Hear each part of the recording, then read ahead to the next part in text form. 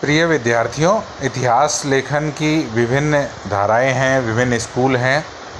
जैसा कि आप जानते हैं, विभिन्न उपागम हैं और इतिहास लेखन में इनका अपना अपना महत्व है। कल के वीडियो में हमने बात की थी कि प्रमुख जो कैम्ब्रिज स्कूल है, मार्क्सवादी स्कूल है, राष्ट्रवादी स्कूल है, सबल्टन स्कूल है, इन सब का हमने जिक्र किया था और उनको बताया था। लेकिन फ़िलहाल आज के वीडियो में हम स्पेशली बात करते हैं कैम्ब्रिज स्कूल की। कैम्ब्रिज स्कूल क्या है? कैम्ब्रिज स्कूल में स्थानीय और मौजूदा संबंधों पर विशेष बल दिया गया है।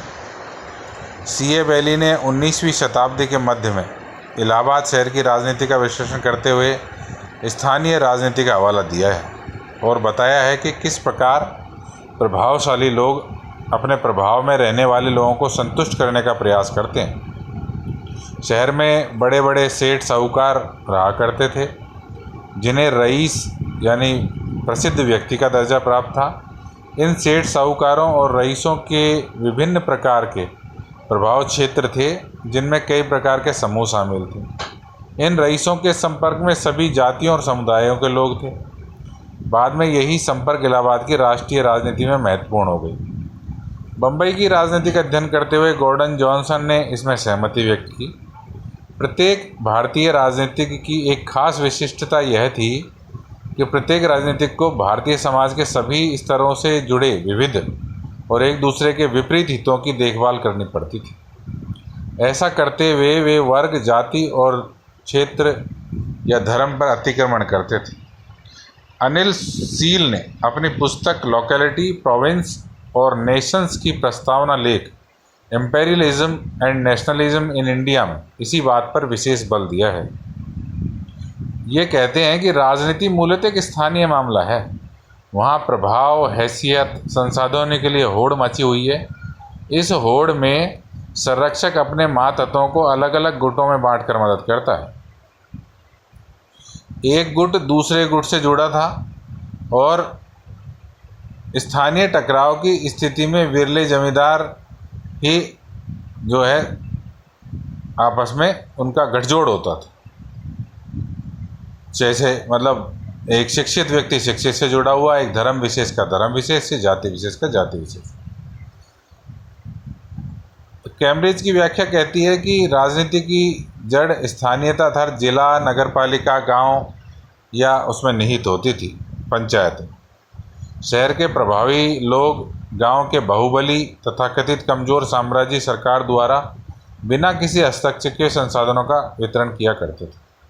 परंतु 19वीं शताब्दी के अंत और 20वीं शताब्दी के आरंभ में स्थिति थोड़ा सा बदलने लगती है। डेविड वाशब्रुक के अनुसार प्रगति करने वाले, अधिक धन कमाने वाले और अधिक जन कल्याण और अच्छे कार्य करने के लिए साम्राज्यी शासन ने कई नौकरशाही और संवैधानिक सुधार किए, जिसने ज़्यादा से ज़्यादा स्थानीय राजनीतिज्ञों को स्थानीय राजनीति छोड़कर केंद्र की ओर बढ़ने के लिए बाध्य किया। गैलेदर मानते थे कि इसी सरकारी हस्तक्षेप से भारतीय राजनीति का काम करने का जो ढंग था वो बदल गया। उन्होंने गलतफहमी दूर करते हुए कहा कि इसका मतलब यह भी नहीं है कि भारतीय राजनीति को सामाजिक समूह की आवश्यकताओं के अनुसार कार्यों के साथ जोड़ दिया। इसी तरह की बात अनिल सील भी अपनी पुस्तक में लिखते हैं। अनिल सील कहते हैं कि केंद्रीकृत और प्रतिनिधि सरकार बनाने से पहले भारतवासियों के लिए राजनीतिक लाभ केवल स्थानीय इलाकों तक ही सीमित नहीं रहा।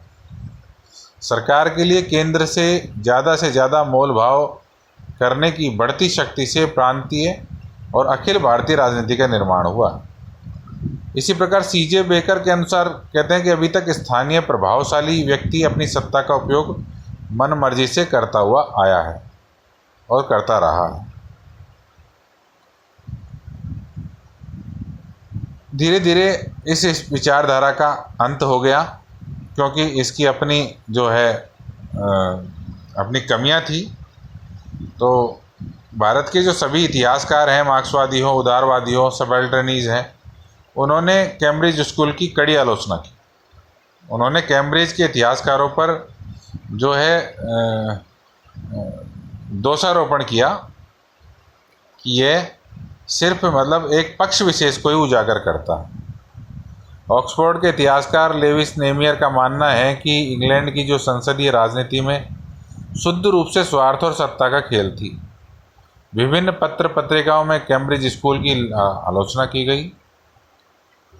तपन राय चौधरी ने Indian nationalism and animal politics से एक धारदार लेख लिखा। बाद में एक लेख में राय चौधरी ने माना कि केवल औपनिवेशिक दृष्टिकोण का परिष्कृत पुनरुत्थान कहकर ही कैम्ब्रिज स्कूल को खारिज नहीं किया जा सकता, जिससे भारतीय राष्ट्रवाद को लोभ और स्वार्थ के लिए जाने जाने वाली होड़ और हड़कंप से ज़्यादा कुछ नहीं माना। निश्चित रूप से भारत में अंग्रेजों का शासन कुछ लोगों के सहयोग और अधिकांश लोगों की उदासीनता पर आधारित है। कैम्ब्रिज स्कूल के इतिहासकारों ने भारत को दो उपयोगी दृष्टियां दी, लेकिन कैम्ब्रिज स्कूल को अस्वीकार और खारिज करने के बावजूद इन दृष्टियों को खारिज नहीं किया जा सकता। सबसे पहली बात तो यह है कि अधिकांश राजनीति स्थानीय थी और संरक्षक आश्रित के संबंध जाति, वर्ग और समुदाय से ऊपर उठे हुए थे।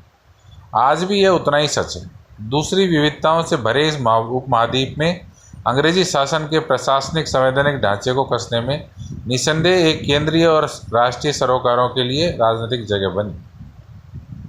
इसलिए कहा जा सकता है कि इन जो इतिहासकार थे कैम्ब्रिज स्कूल के, ये बेसिकली पश्चिमी संस्कृति से लबरेज थे और पश्चिमी संस्कृति को पूर्व की तुलना में बेहतर मानते थे।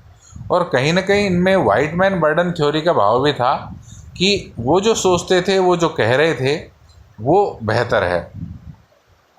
इसलिए लेकिन आने वाले समय में जब मार्क्सिस्ट अप्रोच का प्रभाव बढ़ा, राष्ट्रवादी स्कूल का प्रभाव बढ़ा, या फिर अब तत्कालीन समय में सबल्टर्न स्कूल का प्रभाव बढ़ा है, तो इस विचारधारा को जो है उतना स्थान अब इतिहास लेखन में नहीं मिलता जो पहले मिलता था। आज इतना।